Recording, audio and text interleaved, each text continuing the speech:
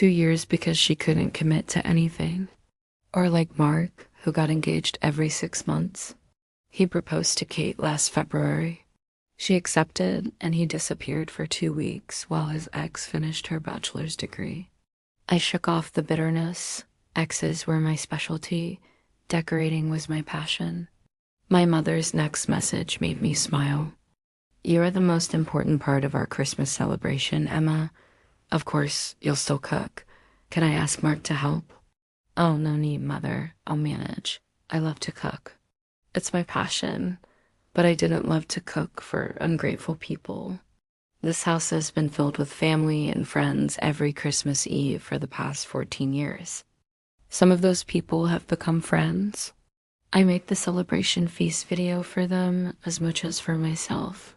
After all, I wouldn't be here without their support." I sat down to plan the menu. Turkey with all the trimmings, shrimp cocktail, 7 kinds of cookies. I'd offer the usual dishes and add some new recipes for variety. Then I remembered the gingerbread house. Every year I build a different design.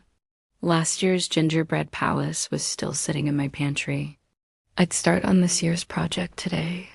Saturday arrived and I was knee-deep in flour when my phone buzzed. Mark sent me a photo of the tree in Kate's apartment. It was beautiful. I smiled despite myself. Maybe they did have a point. Kate was getting married. She deserved a relaxing holiday season.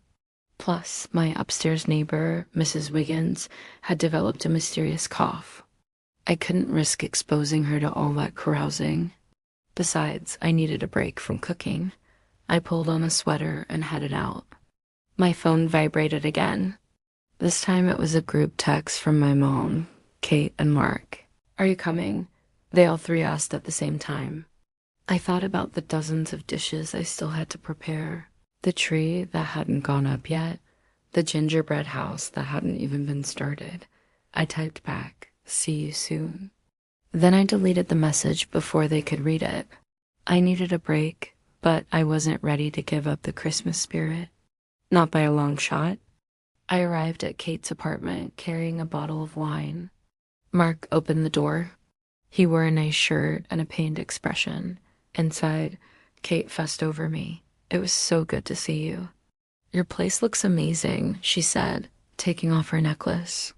I could tell she meant it, but I bristled at the mention of my house. "Here, let me get that for you." I told her about Mrs. Wiggins. Well, there will be plenty of eggnog for the both of us," Kate said. Her eyes were fixed on the Christmas tree. It was gorgeous. I knew without asking why they'd chosen this spot. Her apartment was charming, but this was definitely Kate's place. Mark's apartment was cramped. Mine was just right. I missed the familiar corners, the antique fireplace, the worn floorboards. Most of all, I missed the feeling of anticipation. Here, there were only memories of past celebrations. There were no new ones to look forward to. Mark cleared his throat. Emma, we were wondering if you could whip up one of your famous dinners." We forgot to order takeout. Guilty. I went into the kitchen.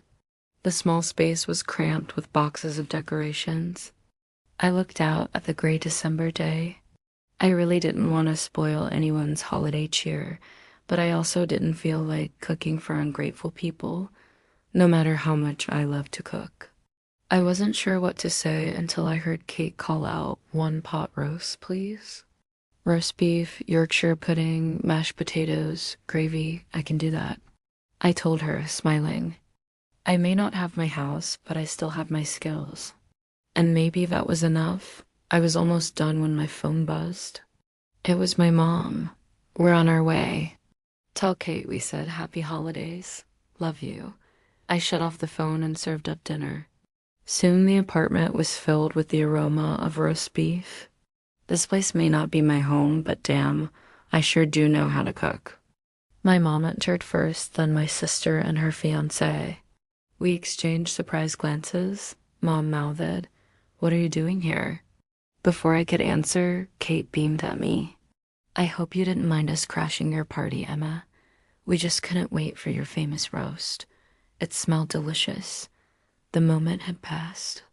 I shrugged and smiled. Only the best for you, because you're family. It was almost Christmas Day, and for the first time in 15 years, I wasn't hosting my own party, but maybe that was okay. Maybe I could share the magic with someone else. All I had to do was show them how.